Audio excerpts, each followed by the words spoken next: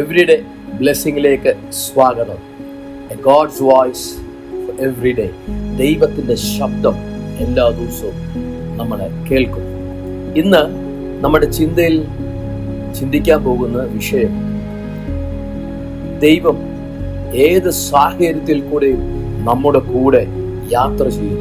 ഏത് വിഷയത്തിലാണേലും, ഏത് പ്രശ്നത്തിൻ്റെ നടുവിലാണേലും, ഏത് ബുദ്ധിമുട്ടിൻ്റെ നടുവിലാണേലും യേശു ഒരുവൻ നമ്മോട് കൂടെ യാത്ര ചെയ്യും. ഹല്ലേലൂയ, ആമേൻ. നമുക്കൊരു വചനം വായിക്കാം. 105 സങ്കീർത്തനം, അതിന്റെ 18-19 വാക്യങ്ങൾ.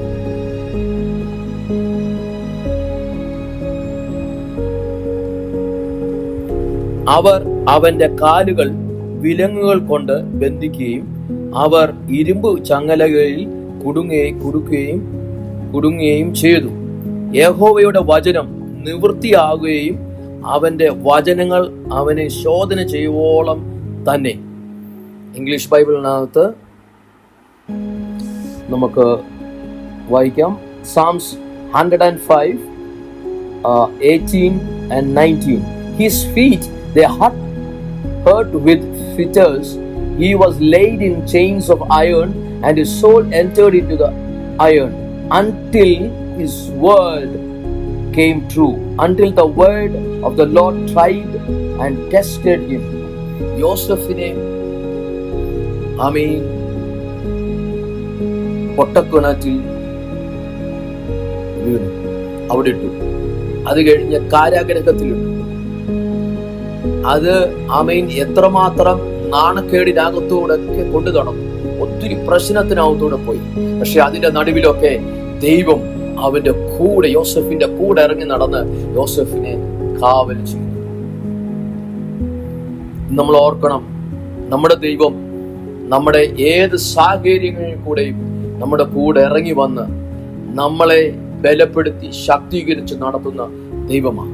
ദാനിയേലിനെ സിംഹക്കുഴിയിലിട്ടപ്പോഴും വചനം പറയുന്നു, ആമേൻ, സ്തോത്രം, സിംഹങ്ങളുടെ വായെ അടച്ച ദൈവമാണ് നമ്മുടെ സ്വർഗത്തിലെ ദൈവം. ആമേൻ. അവിടെ ദൈവത്തിന്റെ സാന്നിധ്യം ഇറങ്ങി വന്നു. അവിടെ ദൈവത്തിന്റെ സാന്നിധ്യം ഇല്ലായിരുന്നെങ്കിൽ സിംഹങ്ങൾ ദാനിയേലിനെ പിച്ചിക്കീറിയനെ. സിംഹങ്ങളുടെ വാ അടച്ച ദൈവം കാരാഗ്രഹത്തിൽ കൊണ്ടിട്ടപ്പോഴും ദൈവിക പരിജ്ഞാനം യോസഫിനെ വെളിയിൽ കൊണ്ടുവന്നു.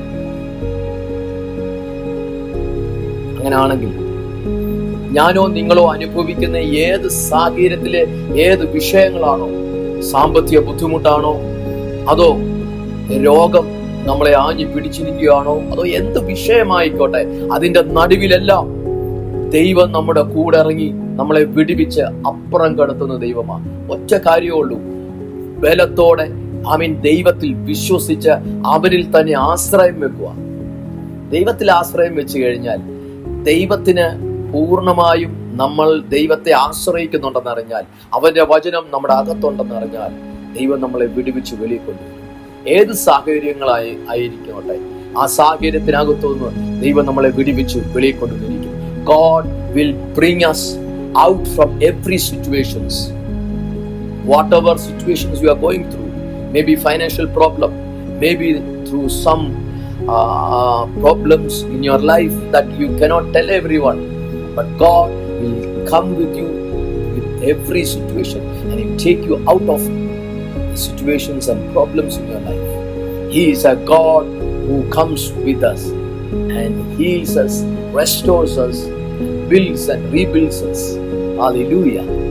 ദൈവം ആമേൻ നമ്മളെ വിടുവിക്കുന്ന ദൈവമാണ്, സർവശക്തനായ ദൈവമാണ്. വചനങ്ങളാൽ ദൈവം എല്ലാവരെയും ധാരാളമായി അനുഗ്രഹിക്കട്ടെ. ഹല്ലേലൂയ, ആമേൻ. ദൈവം നിങ്ങളെ കാക്കുമാറാകട്ടെ. God bless you. Have a nice day.